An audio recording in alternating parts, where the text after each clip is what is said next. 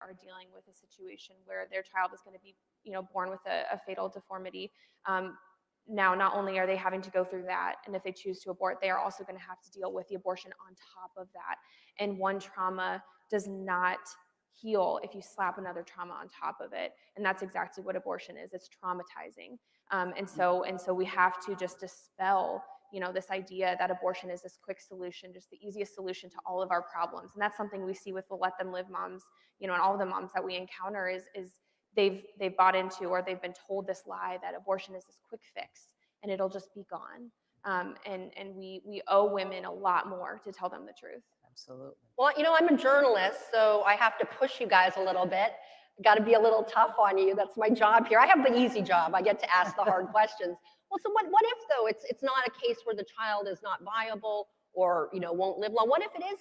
The doctor says this child's going to have a miserable life. They're going to be, they're going to have Down syndrome. They're going to have some other, disease that will keep them from having a fulfilled life. What if the doctor says that? How do you respond? What is a fulfilled life by anybody's standards? That's such a subjective thing. It's like defining the health of the mother. It's such a broad thing. What is a fulfilled life? My life could be considered fulfilled, but maybe you don't consider your life fulfilled. I mean, it's no one person's job to decide for another person if their life is fulfilled. Yeah. I don't want to cut you off. Kelly, I was told that, when I was pregnant, they offered me prenatal testing early and said, it could show Down syndrome, and Down syndrome kids, they don't run as fast and they don't perform as well. And I was in shock. And I just want to push back on that for a second, because the fact that the medical community has the audacity to do an ultrasound on me and tell me my baby is X weeks along and doing well, but then if you just want to get rid of it, just in case it has Down syndrome, that's fine too. It's cognitive dissonance, and health professionals need to speak up and speak out and be done with abortion. It's not okay to treat women, pregnant women, and our children like that. And number two, I have coworkers on my team who have babies with Down syndrome, since that is, 9 out of 10 babies with Down syndrome are terminated in the United States. I'll say that again, 90% of babies diagnosed with Down syndrome in the United States are killed. And these are amazing children. These people hit the same milestones that I hit and my babies hit. It might take them a little bit longer. It absolutely does. But you know what? Things take me a little bit longer now that I have a baby, and you don't get rid of me because I'm not on time for everything anymore. And so we got to speak up and defend these vulnerable demographics like those with Down syndrome or other, disabilities that are available. You can see on ultrasound. I would say leave that practice, and I should have, and I found a different doctor there. But if your doctor tells you that, you should be very, very concerned. Yep. Great. Now, a lot of people talking about abortion say if you make it illegal, if you criminalize abortion, there's not going to be that many fewer abortions. There will just be many more unsafe abortions. That the famous stereotype of the back alley coat hanger abortion. The idea that if you criminalize abortion, make it illegal, women still are going to seek it out, but it's going to be much more dangerous for the women. What do you say to that, Representative? I would say abortion's not safe now, just for starters. It's not safe for the baby, and it's not safe for a woman. It is not a procedure that is good for either of those people. And so to say that, I think it's one of those you mentioned earlier, one of those things that they just keep saying and try to make people believe that. But it is not a safe procedure. There are many, many women who have complications from it, and all kinds of other, and perforated uteruses, all kinds of things like that happen. So it's not safe now, and it's certainly, they are not making it safer in any way. Well, that's a good point. And I notice in some jurisdictions, there's really a movement to, like this happened, of course, in Texas, where people want to make sure it can be as safe as possible. So they say, hey, the doctor has to have admitting privileges at a hospital. There needs to be this much, amount of care at the facility. And of course, pro-choicers push back on that because they think it's just a way to make abortion more difficult. Yeah. And it's amazing to me that they don't care about the women that are undergoing that you don't want the doctor to be able to admit to a hospital if something like that happens. And I will tell you, when I was in the Minnesota Senate, I carried the clinic licensing bill. And the pro-abortionists pushed back on that, and we didn't get it past the year that I carried it, but this was a simple bill to license the clinic. that they were doing this. And if they want to call it a medical procedure, then it should be licensed like a medical facility. And they absolutely, and it wasn't an attempt to lessen their ability to sell this to women in crisis pregnancy, but it was an attempt to make sure that the facility is clean when we're looking at things like happening with Dr. Gosnell. We want to make sure that those facilities are clean, and it was our responsibility as Minnesota legislators to make sure that those facilities were clean in our state. And if you're, to back up what you're saying, Representative, abortion's not safe. Mhm. Someone always dies in an abortion. A person always dies, and a woman is left harmed with countless complications that Emily talked about. And we have a media that refuses to cover when the abortion industry fails. So when they fight, these common sense admitting privileges, hallways being wide enough for a gurney to get through, they fight us tooth and nail. And the pro-lifers will go out and will say, hey, we hate abortion, we want it to end, but at least take care of that woman. Make sure that if something goes wrong, because it does, that she's not left in the front bleeding out, which we've heard stories of. Women like Tanya Reeves, Cree Irwin died because of their abortion. And because the abortion industry gets to go unfettered, unlicensed, not held accountable, veterinary clinics and nail salons see more oversight than our country's abortion facilities. Every woman should be terrified to walk in to a Planned Parenthood. Absolutely terrified. Well, shifting from the more scientific stuff, you often hear pro-choicers say, well, what if you get a young woman who gets pregnant, or a young girl, even a teenager, not even finished high school, say. They say this girl's making a choice between getting an education and actually being able to take care of herself in life and being able to have that baby. I mean, those are the sort of the choices that they say. And of course, often, girls in that situation, maybe their parents are also trying to pressure her to have an abortion. They think having a baby will ruin her life.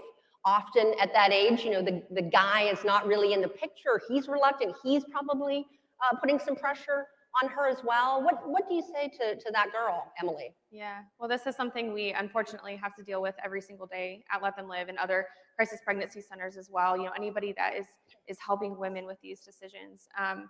The one thing that I want to say, if I could say it, is circumstances are temporary and abortion is permanent. Yeah. And great, yeah. That's great good. line, yeah. We are facing a situation in our culture where the slightest problem can arise and you're pregnant and the solution is abortion. But what if the solution is something else? And that's what we fight for at Let Them Live, is when women say, I am not going to be able to get an education and have this baby. I can't afford, my rent. I'm living in my car and I'm supposed to have this baby. I just can't do it. It's because we have this so anti-woman culture that's saying, if you have a baby, you can't do anything. You can't do it. You have to kill your child to be successful. That is what the culture is telling women. And we have to be so opposite of that. And that's what we do at Let Them Live. We tell these women, we are here for you. We support you. We are all surrounding you. And we love you. And we love your baby. And your circumstances right in this second, those temporary circumstances, do not define you as a mother. They do not define you as a person. And we will help you get out of that so that you can make a life-affirming decision. And I mean, like I said, this is something we deal with all the time. And hearing stories of Let Them Live moms who have been at the lowest of their lows, facing pregnancies where their husband or the baby's father leaves them, and they have no family, and they are just scared, and they have no resources. That's when we show that we're there for them. And tonight, Let Them Live, we're premiering our documentary at 6:30 p.m. And you will hear stories of Let Them Live moms who were at their lowest point with no hope, with abortions scheduled, about to commit suicide because they couldn't handle the decision that they felt like they had to make. We don't want women feeling like they have to be backed into a corner, and that corner being abortion. We need to give them more options, and more options means stepping up for them financially, stepping up for them with resources, love, emotional support. I mean, just surrounding these women. And politics is downstream from culture. So if we expect to change anything, we need to change the culture, and that starts with letting women know that we are here for them. Yep. That's great, Emily. And, you're so right about culture. I don't know if you remember, I think it was like about a year ago or so, the actress Michelle Williams said that she had had an abortion when she was early in her career. And she was happy because she doesn't think she would have come so far in her career if she had had that child. And here's a well-known actress, award-winning actress, telling people, hey, you can't be an actress and have a baby early on. And I think we've seen many actresses who have proved her wrong. Well, it's not one or the other. Why does our society say it has to be one or the other? You either choose your education or your child. You either choose paying for your rent or you choose your child. It does not have to be a one or the other situation. Women are strong enough to do what they want to do in life and have a child if they choose to. They can do it. And this culture is telling women, no, you can't. And we're telling them, yes, you can. Yeah. And the only people that are telling women that are Michelle Williams, the pro-aborts, are the only ones telling women, hey, you can't do it all. Right. The people that aren't helping them. Yeah. And you're going towards politics. And I want to say, here, you guys are here because you care about politics. I want to remind you, who makes money? When a pregnant woman walks into Planned Parenthood, they see money.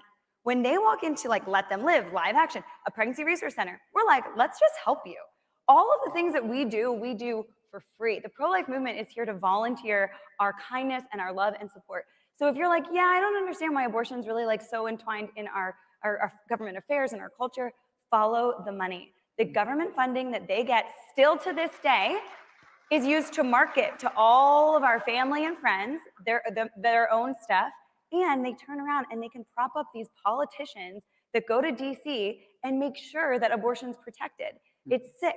Pull their taxpayer funding and you will see the pro-life movement step in to take care of women and the abortion industry fade out. It's because we're propping it up with our own money.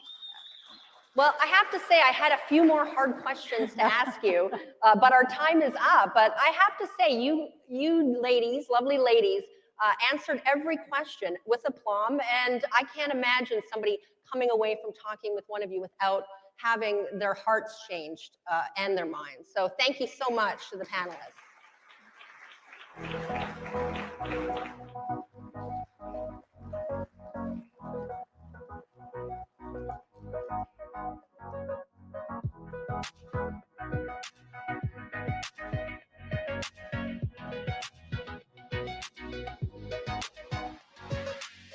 Your ideas, innovations, and inventions are precious. Don't let patent pirates steal your treasure. Support American innovation by passing the Stronger Patents Act. You will be helping American inventors and our economy. Learn more at SaveTheInventor.com.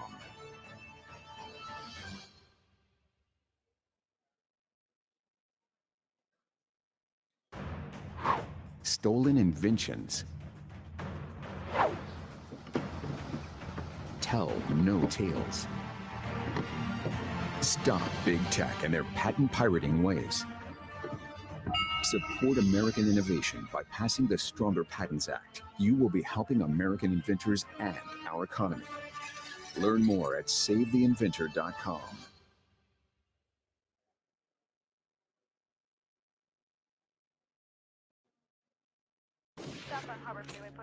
Murders on the rise, faster than ever before.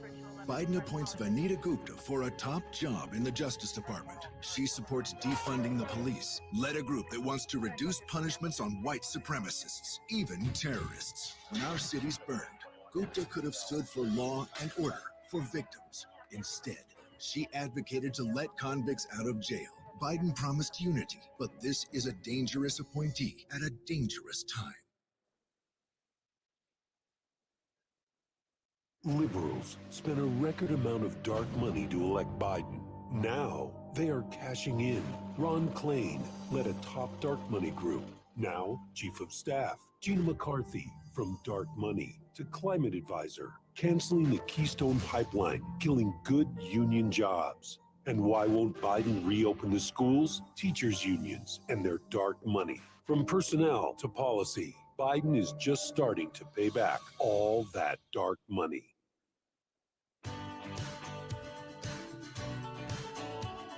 Ladies and gentlemen, do not pass go. The meaning of monopoly in the modern era. Please welcome Colorado Representative Ken Buck, California Representative Darrell Issa, and moderator, American Conservative Union Executive Director Dan Schneider.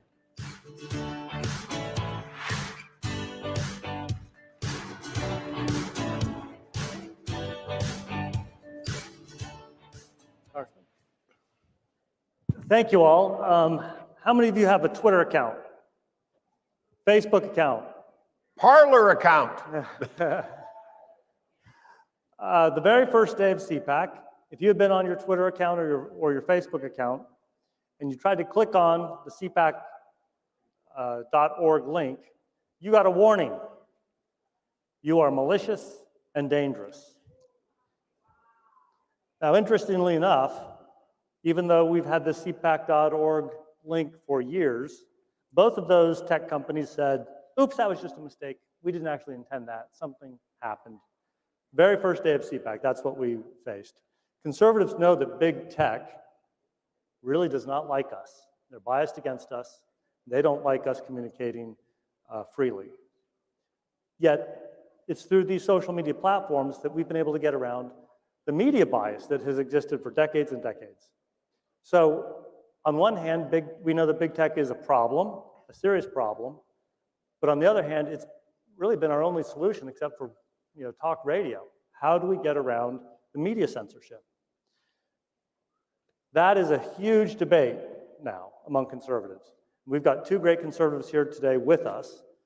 Congressman Ken Buck of Colorado, my native state, the author of Capital of Freedom. We were born just 30 miles from each other, maybe. And then, of course, we've got Congressman Darrell Issa here, who is the inventor of 37 patents. Both of these are impressive men. But the question then is, what do we do with big tech, these big platforms? Do we use the power of our antitrust laws and break them up? Or do we identify the particular problems? They're sucking up our data. They're acquiring new companies and getting bigger and bigger. And privacy concerns. What do we do with them? How do we do it? Gentlemen, sometimes you agree and sometimes you disagree.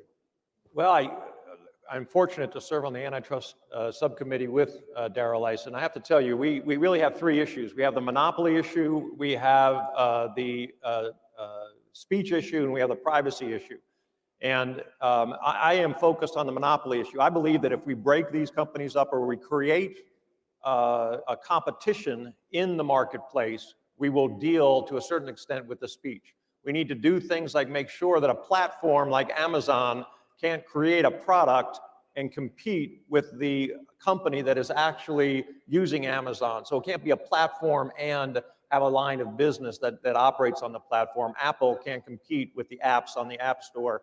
I think there are a lot of things that we can do to make sure we bring competition in. These are companies that kicked President Trump off their platforms, and yet they let the Ayatollah Khomeini on the platform. These are companies, over 99% of Twitter employees donated to Democrats. We are never going to get a fair shot from these companies. We need to break them up. We need to make sure that we have competition in the marketplace so that we do get a fair shot with one of the companies. Congressman, I have a follow-up question for you. Well, and Ken and I agree on a great deal of that. I think the important thing is that even if you disagree on some of the tactics, that you understand, first, Republicans and conservatives have to define that we are at war with these companies. And undeniably, they are monopolies. Everything else, all the other tactics flow from those two truisms, that they do oppose us ideologically, and they have a monopoly which they have been abusing. Look, they've got power. They do not like us. We know what the problems are. But by breaking them up, do we solve the problem? Well, the question is, if we have more MSNBCs and CNNs and the rest of the mainstream media, do we in fact accomplish anything? Or is what we need to do to make sure that they can never again shut down a Parler or exclude. I don't mind if there's no Twitter, but when a Jimmy Carter appointee, listen carefully, somebody appointed before 1980 who is still on the court, denied Parler a simple 10 days to make their case for not being shut down and shut out of business by Amazon, they were denied. Can you imagine if the printer refused to print the New York Times and they went for relief, if they would have been able to get that from that same judge? Of course they would.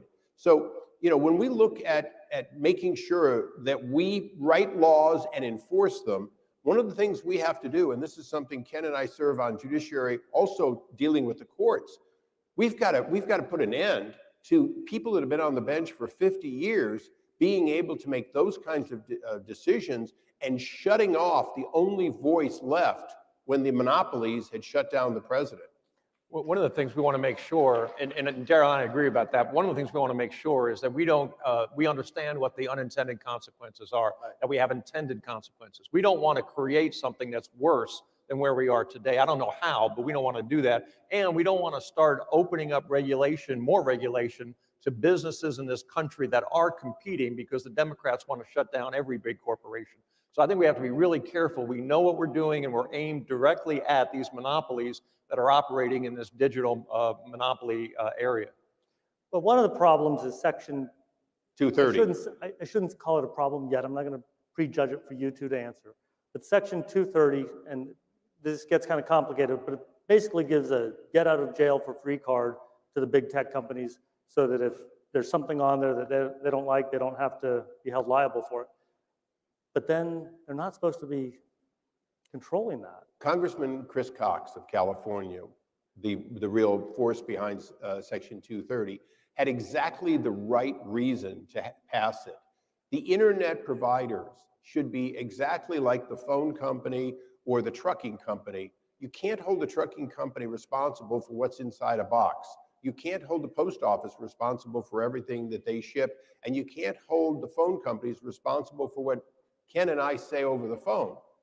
That was what it was supposed to do. But today they are in fact picking winners and losers, and they're doing so with so much protection that even the New York Times is easier to sue than Facebook or Twitter, and that's got to change. They were given this protection with the understanding that they would not censor speech. But now they are censoring speech. Why do they still have this protection? Is that the better solution? Amend Section 230 so that we have a targeted approach, or break them up? Is that a fair question? A better way to say it in a way is define Section 230. Section 230, according to its authors, was never intended to be anything but a protection for a common carrier, for someone who more or less blindly allowed product to transit the internet. Once they started doing what they're doing, they in fact violated the spirit of 230. And so yes, we are going to have to amend it, but we're going to amend it basically to have it do what it was supposed to do and no more. But we also, if you look at newspapers, for example, we've got the Washington Post and we've got the Wall Street Journal. We've got dozens and dozens, if not hundreds of newspapers with different viewpoints. That's healthy. Those newspapers have to be responsible and not promote violent conduct, but at the same time, they can promote different viewpoints. If we had a dozen Facebooks, if we had a dozen Googles, we would be in a similar situation, and it'd be much easier to regulate the kind of publishing content that we're talking about now. Frankly, I think Darryl and I agree, the more information out there, the better. Let the consumer become an informed consumer by seeing different points of view. Now, we are getting competitors. You mentioned Parler earlier, and we've got CloudHub coming on board. We've got lots of companies that are starting to try to compete against Google and Twitter and Facebook. Isn't that evidence that breaking them up is unwarranted? This is where Ken and I have some distinction. I want to treat these monopolies like monopolies. I don't personally favor breaking them up. And I always tell the story that when I came to Congress 20 years ago, Sun Micro and other companies were screaming that we had to break up Microsoft because of their dominance on something called Internet Explorer. Today, nobody uses Internet Explorer. It has literally been replaced by multiple other competitors, all of whom are superior. If you can break down the barriers to entry, competition will fix monopolies. The thing that I'm most concerned about is not Facebook and Twitter. The thing I'm most concerned about is here's Amazon Web. They're simply providing computers in the sky, and they made a decision that they had the right to shut off an enterprise who they disagreed with what they were saying, even though what was being said on Parler had less to do with January 6th than what was being said on Facebook and Twitter. And they knew it, and they did it anyway, and that's dangerous. And they did it because they can collude. The App Store takes them off. If you can't get on an iPhone, your chances of getting out to the public are reduced. But again, and I think Darryl and I agree, the more Googles, whether it happens by breaking them up or whether it happens by creating competition, is beneficial. The problem is that these companies, Google, for example, has a 94% market share of desktop searches.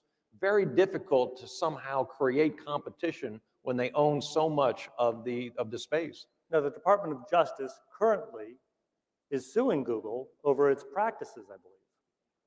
So should Congress wait for that litigation to move forward before taking action? How many decades do you have? And Ken's exactly right. Should we wait a little while, as long as they're progressing aggressively? Absolutely. But I've got to tell you, the ability of the Biden administration with their puppets in the Department of Justice to slow walk is something that we've dealt with for years. Under Obama, we went 4 years prosecuting Fast and Furious and Eric Holder's own misconduct, and the case was settled after President Trump was sworn in. Right. And not just that, but the Federal Trade Commission and the Antitrust Division at the Department of Justice have less real resources today than they had 10 years ago. The companies we're talking about are the largest corporations in the history of the world. To try to compare the ability to fight a lawsuit in court over an extended period of time, it's really a David and Goliath situation. Yeah, one concern I really have about these tech companies, and this may be a little esoteric, we've always understood what a nation is. Ever since the Treaty of Westphalia, we understood the nation had borders. But today, it seems like Google and Facebook, they're saying a nation is no longer 50 states. A nation is allegiance to them. And if they become a nation, democracy is over, because there is no right to vote. There is no right to appeal in a court system. There's a reason that Google gets along so well with Red China.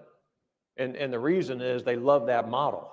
They control the information. Amazon controls the information, Facebook, Twitter, Apple. And if we don't get more diverse information out to the American public, we become whatever Facebook and Google and those companies want us to become. We think because that's the only information we're getting. That's extremely dangerous. But let me champion one other thought while we're here. Again, 20 years ago, Apple was really dead on its ass. And Microsoft dominated both the PC industry and others dominated the phone industry. Over these 2 decades, Apple has become a $1 trillion plus market cap, most profitable company on earth. They have done a phenomenal job. And today, they're the monopoly that's one of them we're talking about. The one thing that I never want to do is eliminate the ability for that next generation to come up and succeed in America. Because if we get this wrong, then what will happen is a European monopoly, a Chinese monopoly, or monopolies who have no allegiance to the US will in fact dominate and then use these same techniques to preclude any kind of competition here. So make no mistake, the Europeans would like us to overreact. They would like us to overreact because they would like to have an opportunity to have these dominant companies that they've never been able to have because they've never had the freedom for the next generation of ideas to go from startup to $1 trillion. And that's one thing that here at CPAC and in our party, we have to always champion. And Ken and I agree on that. And that's why the tactics we use, we're debating, not the fact that these companies have to, in fact, have real competition that today they don't have. And the key, I think, in our economy is to make sure we continue to innovate. If we continue to innovate, we dominate the world economy. And the only thing, in my opinion, that harms us from continuing to innovate are these monopolies that squash competition and innovation. If we can find ways to create competition, we will continue to innovate, and we will be the owners of the next generation of this type of technology. You both have used the word monopoly, but of course, monopoly means mono, one. Well, the federal definition starts with a decision of market power, which can begin as little as 10%. And then the question, not to get too technical, but the relevant market. If you go in to a shopping mall, in the shopping mall, the relevant market could be the people that control the mall. So it's very important to not think of a monopoly or a duopoly as per se 100%. The fact is that even if there were 2 companies or 3 companies that dominate and they tend to coordinate, you lose competition. Real competition is defined based on a presence of competition, and you look for what the market is doing. When the market acts like a monopoly, it is a monopoly. When it acts like it's competitive, and we need to make sure that we always define that much more based on that market power and barriers to entry. And right now, market power and barrier to entries are what Ken and I are fighting in Congress. And if you look at Facebook, for example, when they buy WhatsApp, they're buying the next competitor. And when the government doesn't look at that and give it serious scrutiny, we're taking away the future competition. When they buy Instagram, they are creating, when Google buys YouTube, they are stopping the innovation that we need in the marketplace. 750 mergers, most of them during the Obama administration occurred, and none of them were given the scrutiny that they needed to, and not one of them was taken to court because the law wasn't updated in a way that the regulators could actually win. I want to go back to a comment you previously made about China. I think one of the best things that the Trump administration did was not merely slow down, but stop Huawei's attacks on American companies, both the hostile takeovers and then some of the nefarious things going on, in terms of espionage. Do you see, Huawei, I think, would be considered a monopoly in China and some parts of the rest of the world. What actions could we take against, we can't call Google an American company, right? It's sort of just everywhere. How does that, the Huawei impact your thinking on what we do to Google and those sorts of well, and before we leave Huawei, one of the things that's important to understand is they were such a dominant monopoly that even when President Trump says we got to shut them off, we had to make exceptions because without some of their products, we had no products. And that means we had given up the ability to have a second source time and time again. So just as they had the ability to force us to not completely shut them down, in spite of their bad acting, we have the same situation. If I asked everyone out there to raise their hand and say, what product do you use to make a phone call that is not either Google-based or Apple-based, the only people raising their hands have a flip phone. How many flip phones are out there? I see no hands. I see 2. I see 2. I see 2 hands. But the reality... One of those flip phones was shining here, so I could see it very clearly. Exactly. But that's how bad it's become in the question of those operating systems, is that there is no competition except for my mother, 88-year-old mother's flip phone. We have to find a way to tear down the barriers to make sure that American innovators can get into this market. And one of the ways is for everyone in this audience to own their data, to own their ability to demand that it be portable, that Facebook never be able to say, if you leave us, you leave with nothing. No, every point of contact you have on your Facebook or Twitter account is your asset. How many of you believe you should be able to control your own data, your private data? I think you're a winner on that.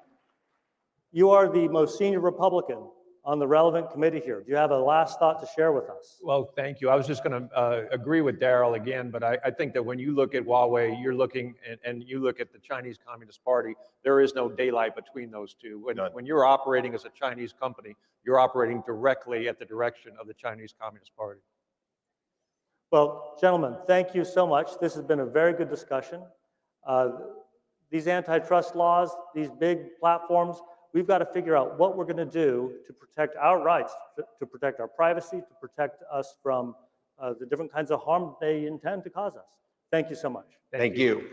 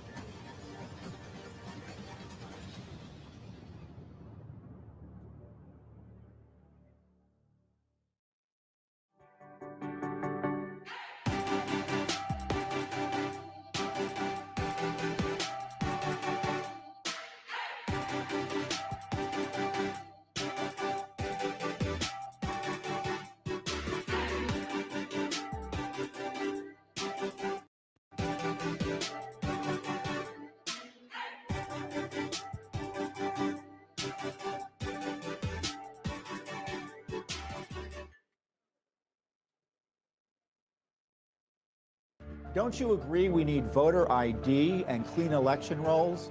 Well, your Judicial Watch is in federal court right now fighting to make sure your elections will be fair and honest. Politicians don't want you to know what they're up to. Secret slush funds, secret emails, and pay to play.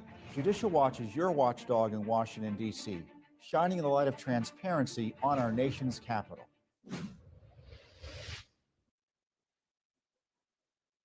Want to catch the latest news on government corruption, waste, fraud, and abuse? Remember there was an impeachment? You remember that? Then check out Judicial Watch's weekly update with Tom Fitton. We're fighting Adam Schiff to try to get records about his misconduct. Subscribe now to Judicial Watch on social media to catch Tom Fitton's weekly update. Forgotten Hillary Clinton. Judicial Watch exposed the Clinton email scandal, and we're in court right now holding her accountable to the same laws and rules the rest of us are expected to follow.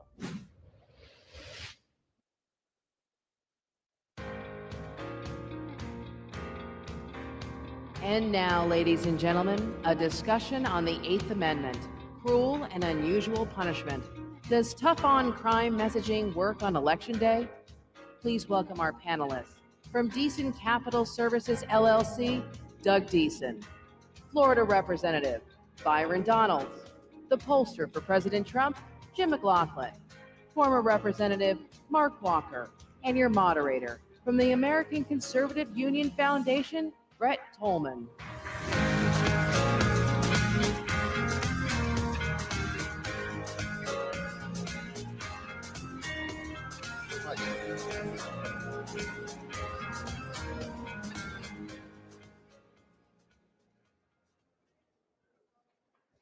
All right. Let's do it.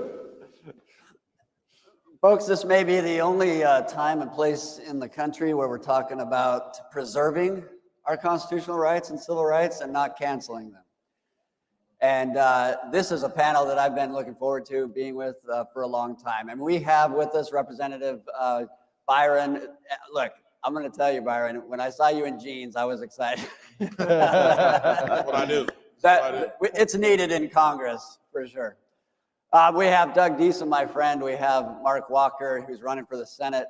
We have Jim McLaughlin, who I enjoy that Irish brogue on occasion. But these are real down-to-earth people and people that have been on the front lines of elections. And some have analyzed data. Some are political strategists. Some are running for office.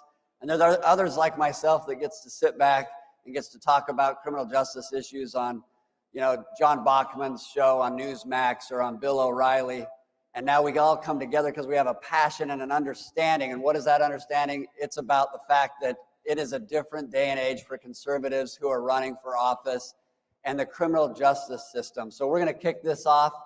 I'm going to start with you, Representative. Tell me, what does conservative, candidate have to do in order to get elected when it comes to dealing with criminal justice issues? I think that's a great question. What you really have to do is make two very important acknowledgments. The first is that we must have a criminal justice system that actually punishes and completes the punishment of people who do wrong. But here's the second part. Hold on, don't clap for me yet. Because here's the second part. There's a second part. The second part is it also has to acknowledge that people who have broken our laws are still American citizens. And there must be a pathway, a conduit for them to become back into society and be citizens once more. Now you can clap. There you go. Right. Yeah. I mean, because conservatives are about redemption. We are about, remembering that the soul and the human being has worth and it has values. I appreciate that. I appreciate that fact. Doug, you spent a lot of time working in elections. Tell us what you're seeing in terms of how is it changing with conservatives and criminal justice issues. I think it's, well, I'm from Texas, and in Texas, Did that on purpose. we have a big conservative grassroots, and the grassroots, I think, appreciates how important criminal justice reform is. It's important, from the standpoint of just someone commits a crime and they should, pay society. They should obviously pay back any, restore anything that they've damaged, make restitution if necessary. But 95% of them are going to come out and be our neighbors. And so we can prepare them to be better citizens, or we can let them just go in like we're doing now, generally, not as bad in Texas as some states, and prepare them to be better criminals. So I think the grassroots gets that. It's sometimes kind of the squishy middle that they're okay with things just like it is. Why do we want to mess with it? Why fix it? But all of the conservative reasons that criminal justice reform is so important, the grassroots gets it. Well, I was talking to Mark and appreciated some background that you gave, and you have too many former prosecutors as friends. I mean, can you have that and actually